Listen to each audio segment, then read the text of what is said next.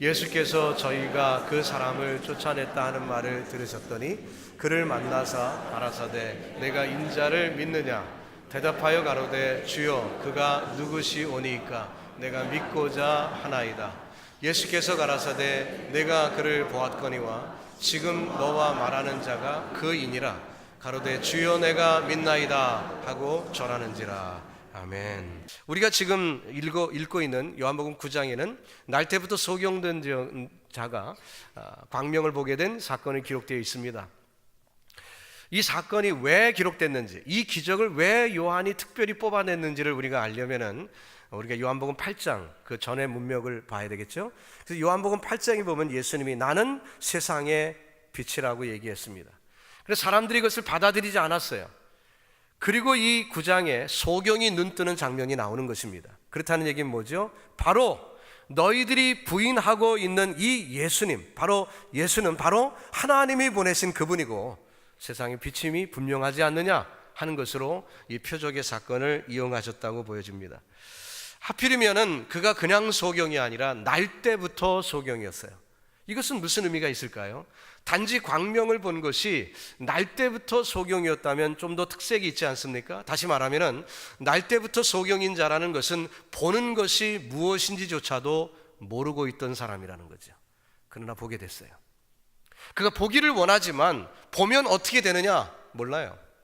마치 구원받지 못했던 우리들이 하나님으로부터 구원받기를 원하는데 구원받으면 어떻게 되는지 잘 몰라요. 천국이 어떤 곳인지 잘 몰라요. 그렇지만 소망하는 마음 가운데 드디어 우리가 구원을 받았을 때 하나님의 은혜가 내가 상상하던 것과는 사뭇 다른 모습을 많이 발견하지 않습니까? 내가 예수 믿기 이전에 생각하던 예수, 그러나 내가 예수 믿고 난 다음에 예수님은 철저히 다른 분 아니었던가요? 마치 날 때부터 소경이었던 자가 그가 상상했던 예수가 아니라 정말 그가 경험한 예수는 완전히 다른 것처럼 우리도 동일한 경험을 하고 있습니다. 그렇기 때문에 오늘 이 요한복음 9장에 나온 스토리는 그 날 때부터 소경된 자 그 한 사람의 이야기로 끝나는 것이 아니라 바로 저와 여러분의 얘기인 줄로 믿습니다. 오늘 이 말씀을 통해 우리 자신을 발견하고 하나님이 우리를 향하신 그 뜻을 깊이 깨닫는 복된 시간이 되시기를 바랍니다. 흥미로운 것은 요한복음 9장을 쭉 여러분이 읽어보시면은 전개되는 그 과정 속에서 이 소경이 예수님을 부르는 호칭이 바뀌고 있다는 거예요. 점점 변화하고 있다는 거예요. 여러분, 우리가 누구를 부를 때 그 호칭은 어떤 의미가 있습니까? 그저 객관적인 호칭들도 있습니다. 그렇지만 많은 경우 우리가 부르고 있는 호칭은 주관적인 의미가 있어 서로의 관계를 설명하는 경우들이 상당히 많습니다. 자, 날 때부터 소경이었던 사람이 밝히 보게 된 사건은 예견치 못한 일이었습니다. 그리고 또 밝히 보게 된 다음에도 예상치 못한 일이 또 벌어집니다. 많은 사람들이 축하해주고 기뻐해줘야 될 텐데 그게 아니라 핍박이 있습니다. 적지 않은 소동이 벌어집니다. 바리새인들은 예수를 죽이고 싶은데 그 예수에 의해서 보게 되었다고 하니까 받아들일 수 없는 것입니다. 그래서 그 소경이었던 자를 데려다가 신문을 합니다. 그러자 그는 있는 그대로 대답을 합니다. 11절 말씀에 예수라는 그 사람이 진흙을 이겨 내 눈에 바르고 나더러 실로암에 가서 씻으라 하기에 가서 씻었더니 보게 되었습니다.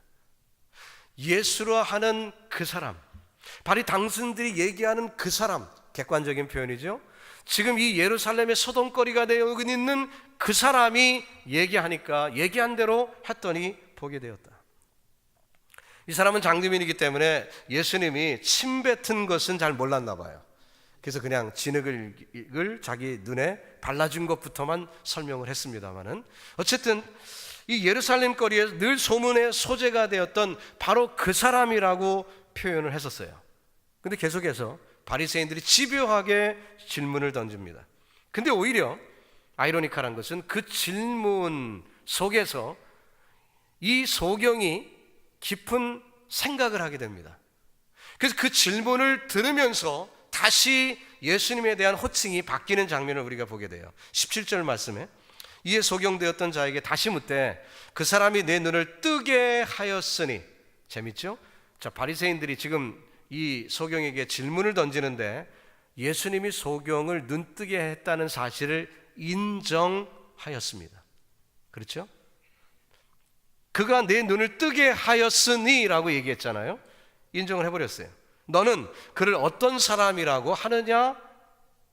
이 질문을 들은 소경이 생각을 하겠죠. 아, 맞아. 날 때부터 소경인 나.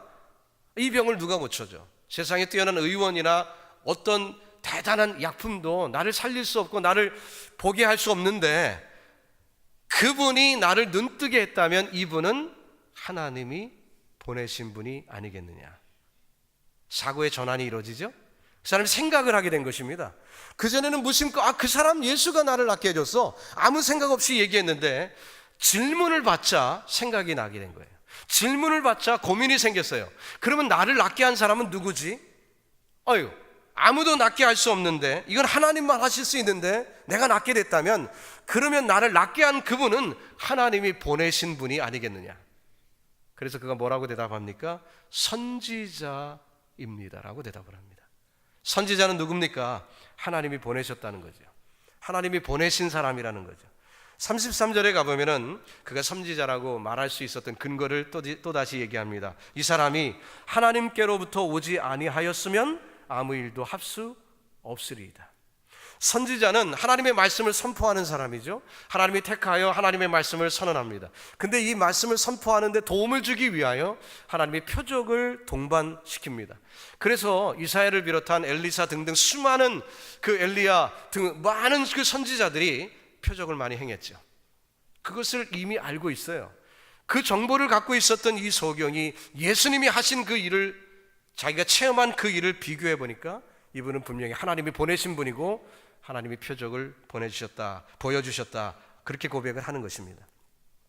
자, 유대인들은 소경이 눈을 떴는데도 그 일에는 관심이 없어요.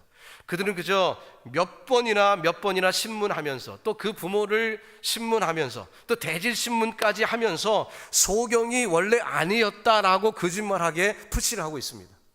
또 아니면 예수가 낫게 한 것이 아니라는 말을 하도록 유도 질문을 하고 있지요. 그런 압박을 받지만 그는 정직하게 대답합니다. 사실 그의 부모는 어떻게 했습니까? 예수를 인정하면 출교당하는 것을 알고 있어요. 그래서 냉정하게 이렇게 대답합니다. 그가 장성하였으니 그에게 물어보십시오. 그가, 우리 아들이 다 컸으니까, 이젠 성인이니까 그 사람에게 물어보십시오라고 책임 회피를 했습니다. 비정한 현실이지요. 이 부분에서 우리가 뭘 알 수 있습니까? 그 소경되었던 자의 부모와 이 사람과의 관계를 어느 정도 알 수 있죠. 소경되었던 부모의 어떤 생활의 하나의 그 패런을 우리가 지금 읽어볼 수 있는 부분 아닙니까? 어떤 부모인 것 같아요? 자식을 낳는데 앞을 못 봐요. 그것 때문에 분노하고 싫어하고 그 아이를 따돌림했던 어떤 그런 가정이었으면 우리가 알 수가 있죠. 그 소경됐던 자가 얼마나 외롭게 평생을 살았는지를 우리가 이해할 수 있습니다. 아이러니컬한 것은 그가 눈을 뜨기 전에는 핍박을 그래도 덜 받았는데, 눈을 떴기 때문에 핍박을 받기 시작합니다. 눈을 떴기 때문에 죽음의 위협도 당합니다. 눈을 떴기 때문에 더 많은 핍박을 받습니다. 눈을 떴다는 기쁨이 있었겠지요. 그러나 그 기쁨은 잠깐이요, 무서운 핍박이 그에게 몰아닥치기 시작합니다. 그는 은혜를 받았기 때문에 사회로부터 버림을 받습니다. 심지어는 부모로부터도 버림을 받았습니다. 외톨이가 된 거예요. 사랑하는 성도 여러분, 저와 여러분이 예수를 믿습니다. 신앙생활을 합니다. 우리가 사는 세상 어떨까요? 세상이 우리를 기뻐할까요? 기대하지 마십시오. 예수를 믿으면서 세상에서 즐기던 것을 똑같이 다 즐기리라고 추측하지 마십시오. 우리가 안 해도 세상이 우리를 그냥 두지 않습니다. 자, 이 소경되었던 자가 부모님하고 일부러 담을 쌌습니까? 일부러 세상 사람들하고 갈등을 일으켰나요? 아닙니다. 그는 그저 가만히 있었습니다. 그저 예수를 만난 것뿐입니다. 근데 갈등 구조가 돼버렸어요. 그냥 그렇게 된 것입니다. 우리도 마찬가지예요. 우리가 일부러 세상을 정죄할 필요도 없습니다. 세상을 공격하지 않습니다. 그저 우리는 신앙생활을 하고 있어요. 그러나 세상은 우리를 미워하게 되어 있다는 거예요. 여러분, 혹시 세상에서 외톨이가 되거나 내가 세상을 살아갈 때 믿음 지키기 위하여 살다 보니 사람들이 나를 왕따시키는 일에 대해서 그렇게 고민할 필요 없습니다. 그것은 당연한 것입니다. 당연한 거예요. 집요하게 묻는 이들에게 뭐라고 답을 합니까? 25절에 대답하되 그가 죄인인지 내가 알지 못합니다. 그렇지만 내가 아는 것이 하나 있는데 그것은 내가 소경으로 있다가 지금 보는 것, 이 사실만은 분명히 내가 알고 있습니다.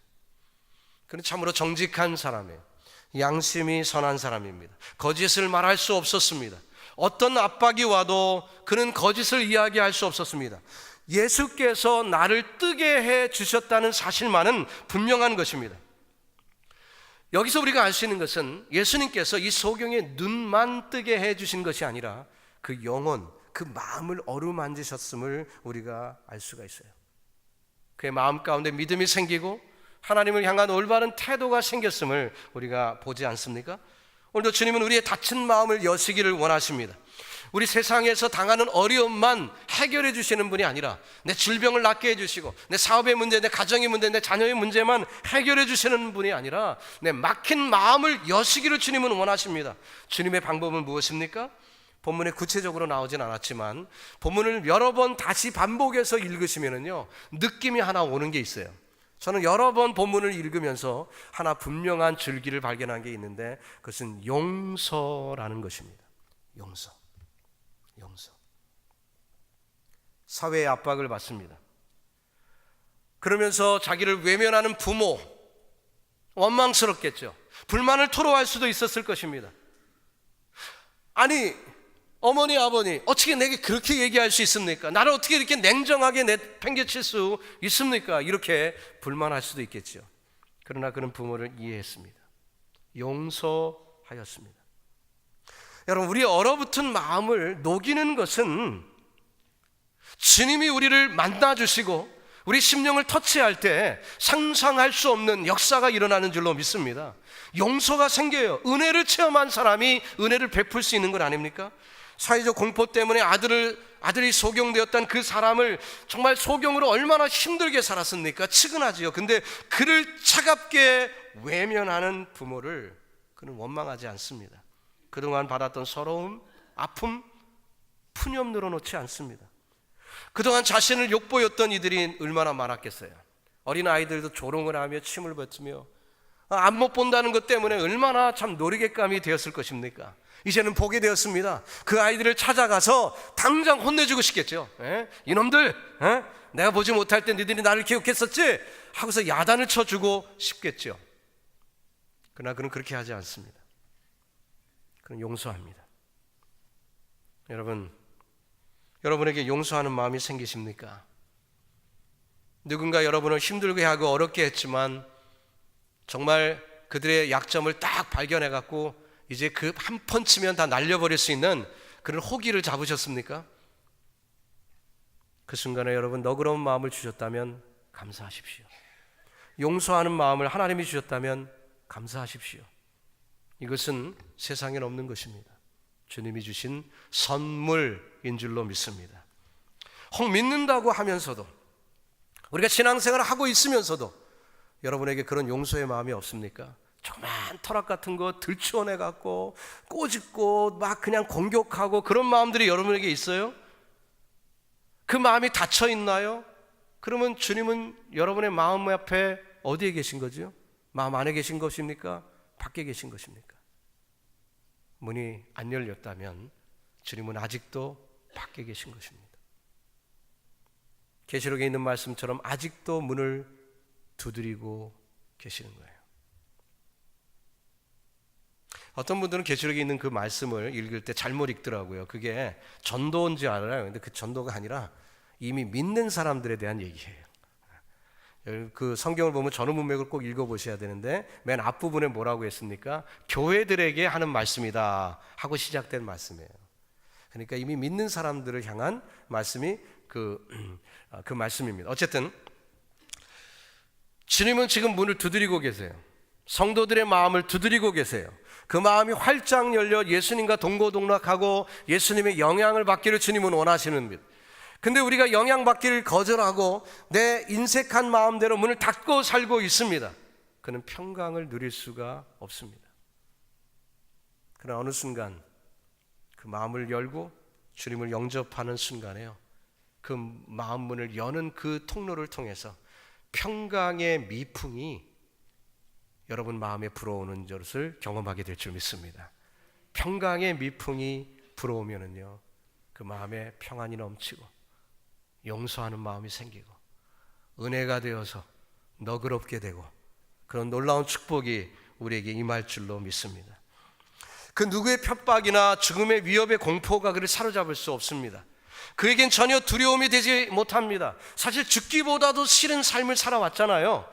바리새인들이 죽인다고 협박해봤자 뭐 죽으면 되지 뭐, 최악의 경우 죽기밖에 더 하겠느냐. 그 사람은요 어찌 할 수 없는 사람이 된 거예요. 그는 이미 부모의 버림도 받아보았습니다. 충분히 외로움을 겪어본 외톨이였습니다. 출교당한다 겁내지 않습니다. 진실, 정의가 그에게는 더욱더 중요하기 때문에 하나님의 은혜를 체험한 자로서 그는 용서하게 되고 또 너그럽뿐만 아니라 진리 가운데 서는 그 놀라운 축복을 누리게 된 거예요. 예수님은 은혜와 진리가 충만한 분이에요. 이것이 어떻게 조화를 이룰까요? 진리에만 서면 어떻게 됐습니까? 남을 정죄하고 판단하겠죠. 은혜 속에만 서면 어떻게 되겠습니까? 허물허물해갖고 아무렇게나 살겠죠. 그렇지 않습니다. 예수님은 진리와 은혜가 충만한 분이에요. 여러분과 저에게도 주님 닮아 그런 은혜가 있기를 예수님의 이름으로 축원합니다. 과거에 위협을 받을 때 그는 예수님을 접하게 되었어요. 그에게는 이 사실이 너무나 중요했습니다. 사실 그에게 아무도 친절하지 않았습니다. 누구든지 조롱하고 핍박하는 그런 환경이었습니다. 그러나 어느 날 지나가는 행렬 가운데 예수님만은 달랐습니다. 소경은 귀가 민감하잖아요. 그래서 듣고 있어요. 근데 예수님이 하시는 말씀이 귀에 번쩍 들리는 거죠. 이 사람은 자기의 죄 때문도 아니고 부모의 죄 때문도 아니라 하나님의 일을 나타내고자 합니다. 주님이 자기의 마음을 만지시기 시작합니다. 그리고 또 주님이 자기의 눈까지 만지시기 시작합니다. 그리고 그 말씀에 순종했더니 실로암에 가서 눈을 씻어라. 어리석어 보이지만 말씀에 순종했더니 눈을 뜨게 되었습니다. 이제 그는 하나님의 일을 나타내는 사람이 된 것입니다. 그가 풀려났다는 소식을 듣고 예수님이 그를 찾아가십니다. 그래서 만나 대화를 하시죠. 예수님께서 먼저 질문을 던지십니다.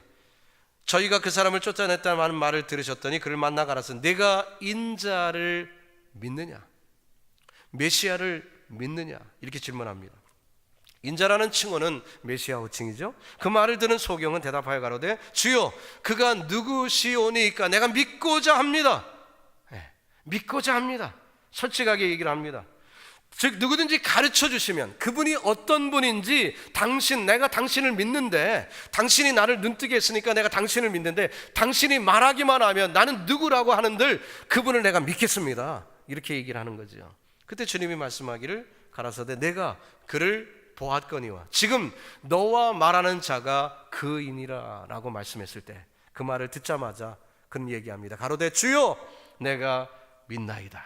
주여 내가 믿나이다. 우리도 한번 해볼까요? 주여 내가 믿나이다. 이 소경의 고백이 저와 여러분의 고백되기를 주님의 이름으로 축복합니다. 그리고 뭐 했어요? 절하였습니다. 호칭에 큰 변화가 일어났죠. 주님이 되었습니다.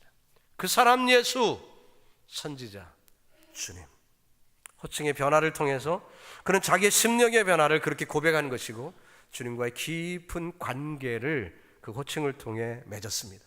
그리고 그가 주님을 올바로 발견하는 그 순간 처음 한 행동은 예배였습니다. 경배였습니다. 절을 했어요.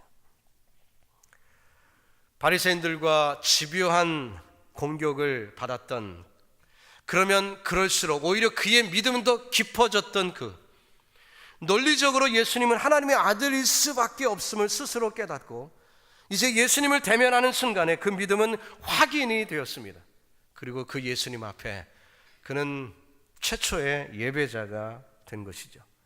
단 몇 시간 동안에 벌어진 일입니다. 여러분, 우리가 예수님을 섬기고 예수님을 메시아로 고백하고 바른 예배를 드리는데 우리가 신학적인 훌륭한 교재가 필요한 것도 아니고 교육받는 시간이 몇 세메스터 필요한 것도 아닙니다. 우리가 올바로 하나님을 경배하는 데는요, 1시간이면 족합니다. 1시간이면 족해요. 하나님의 아들에게 경배 예배를 드리고 있습니다. 그분과 예수님은 깊은 관계를 맺은 것입니다. 참 믿음으로 주님 앞에 경배함으로 수많은 주변의 사람들과 그는 구별되게 되었습니다. 성경을 많이 안다는 바리새인들도 그 지식이 예수님께 경배하는데 아무런 도움이 되지 못했지요. 부모가 그를 낳아주었던들 혈통적인 관계가 있다 해도 그것도 도움이 되지 못했습니다. 그러나 그는 예수님을 만났을 때 바른 예배를 드릴 수가 있었어요. 여러분과 저에게도 그 축복이 있기를 바랍니다. 22절에 보니까 그 부모가 이렇게 말하는 것은 이미 유대인들이 누구든지 예수를 그리스도로 시인하는 자를 출교하기로 결의하였기 때문이라고 되어 있습니다. 그 무서움 가운데, 그 두려움 가운데 아들이 광명을 찾았는데도 기뻐하지 못했습니다. 당시 사회는 이미 누구든 예수를 인정하면 출교당하기로 공회에서 결의를 이미 끝낸 상태라고는 얘기해요. 그런데 그럼에도 불구하고 이 사실을 누구보다도 이 소경도 잘 알고 있었을 텐데 그러나 주님을 영접했습니다. 경험을 했기 때문에 그게 참 믿음이 생긴 거예요. 남들이 예수에 대해서 뭐라 하든 상관없어요. 내가 예수님을 만났어요. 내가 예수님을 체험했습니다. 정직한 믿음이 그에게 있었던 것입니다. 사랑하는 성도 여러분, 이 자리에 계신 저와 여러분도 아마 비슷한 경험을 하여 오셨을 거예요. 처음엔 나사렛 예수, 객관적으로 있었다고 하니까 어렸을 때 보았던 세계 위인전 책에서 보았던 예수, 그 정도 정보였겠죠. 예수라는 분을 전혀 모르다가 만나진 않죠. 그러다가 세계 평화니 인도주의는 이런 것에 관심이 있다 보니까 예수님이 쏟으신 사랑의 이야기들 이런 것들에 관심을 갖게 되고, 그러다가 어떤 사람의 전도를 받거나 주변에 예수 믿는 사람들이 생겨서 보니까 삶이 변하더라는 거예요. 뭔가 다른 모습을 보게 돼요. 그러다가 인생에 큰 어려움을 겪죠. 삶에 힘든 고난을 겪는다든지, 그러다가 옆에서 누군가 예수 믿어보라고, 교회 다녀보라고, 글쎄 한번 가볼까 하고 나와서 예배에 참여하기 시작합니다. 한 번, 두 번 예배를 드리는 어느 순간 주님의 말씀이 피어싱합니다. 내 가슴을 치고 들어옵니다. 예수님이 살아계심이 믿어집니다. 그리고 그 주님이 나를 사랑하심을 깨닫게 되고 그것이 믿어지는 순간 주님을 인격적으로 만나게 되는 거지요. 더 이상 객관적인 예수가 아닙니다. 그 사람 예수가 아니에요. 그냥 선지자도 아닙니다. 그분은 바로 나의 구주가 되는 것이죠. 여러분, 무엇이 그 고백을 가능하게 만듭니까? 바로 체험적인 믿음, 주님을 만난 것입니다. 성령의 역사죠. 하나님의 말씀입니다. 여러분과 저에게도 그 역사가 일어나기를 주님의 이름으로 축복합니다. 날마다 경험되기를 바라는 것입니다. 자, 그 소경은 그 고백과 함께 주님께 경배 예배를 드렸다고 했습니다. 길거리에서, 그저 노상에서 되어졌던 일이에요. 사람들이 늘 지나다니는 곳입니다. 그러나 아랑곳하지 않습니다. 주님과 나 사이에 눈빛만 바라보고 있는 것입니다. 어떤 훌륭한 예배당, 잘 장식된 예배당, 그리고 멋진 어떤 웅변력 있는 설교자, 그리고 잘 조화된 찬양대, 이렇게 웅장한 어떤 그 월십 포맷이 있어서 드린 예배가 아니라 길거리에서 1대1로 예수와 나, 아무 화려함도 없고 아름다운 모습도 없지만 정말 주님을 가장 기쁘게 했던 예배, 그 길거리 예배 아니겠습니까? 아무리 멋지게 의복을 갖추고 바리새인들이, 종교 지도자들이 훌륭하게 예배의 모습을 그 당시에 갖추고 있었다 할지라도 주님은 관심 없었어요. 이 노상의 예배, 길거리의 예배, 주님은 기쁘게 받으셨습니다. 그것은 바로 한 성도의 신앙 고백이 있었기 때문이죠. 창조주 하나님, 부활하신 예수 그리스도에 대한 고백을 가지고 서시기를 주님의 이름으로 축복합니다. 예배 속에서 말씀과 함께 감동과 뜨거운 찬양으로 주님 앞에 예배드리기를 바랍니다.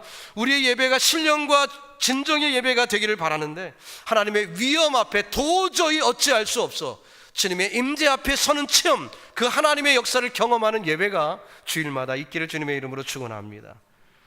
예배 이전까지 여러분의 마음을 사로잡았던 문제가 있습니까? 도대체 어떤 문제가 여러분의 고민인가요?